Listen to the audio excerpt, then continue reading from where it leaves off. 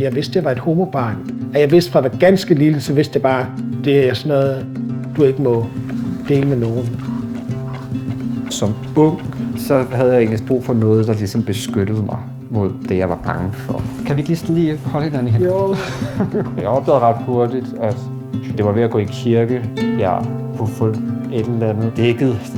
Det er et pride-flag, fordi vi har børnepride i dag. Ja.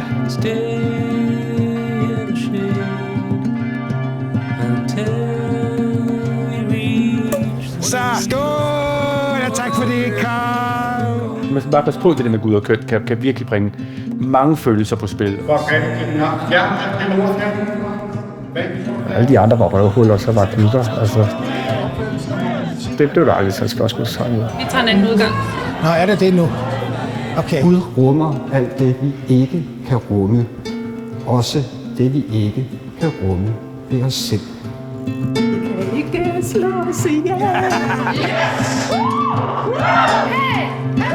Guds kærlighed, ja, den er queer. Amen.